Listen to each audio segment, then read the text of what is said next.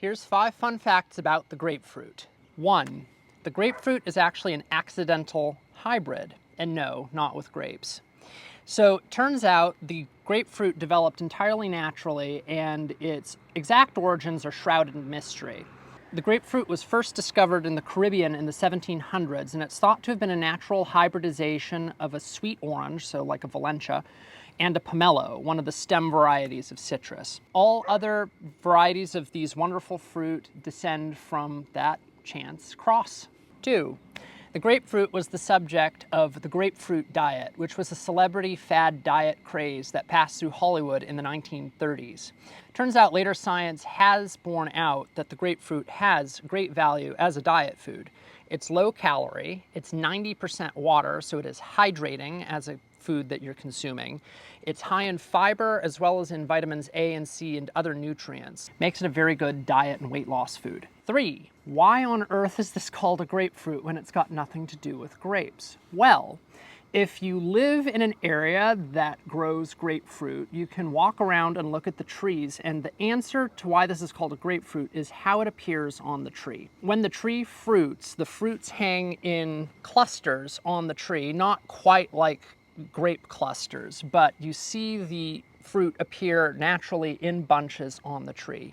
And those clusters of fruit reminded people of the way grapes looked, and so that is why this is called a grapefruit. And I promise you, no grapes were harmed in the making of this fruit.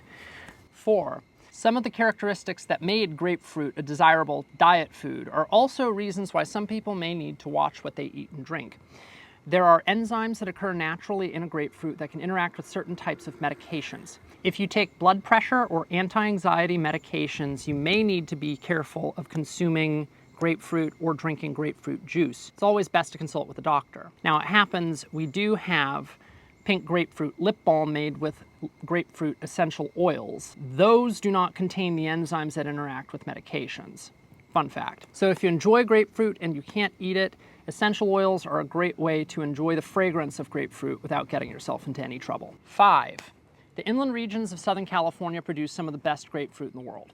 The heat that burns off the acid in tree-ripened lemons does a similar thing with grapefruit, and the hot, dry climate out here allows grapefruit to sit and ripen on trees for months, which can give you a grapefruit of profound mildness, of great and robust flavor, and of great sweetness. The warm days and cool nights of these microclimates here in Southern California valleys, even far out into the desert, give grapefruits their color, it gives them their sweetness, and it also concentrates other factors like sugars and nutrients. You also see the same phenomenon in oranges. We explain that in another reel. The one final thing is that grapefruit trees don't really do very well in high humidity climates. It can make them more prone to disease, and so the dry air of our valleys here are naturally suited to the cultivation of grapefruit, and really there are very few places in the world that are ideally suited.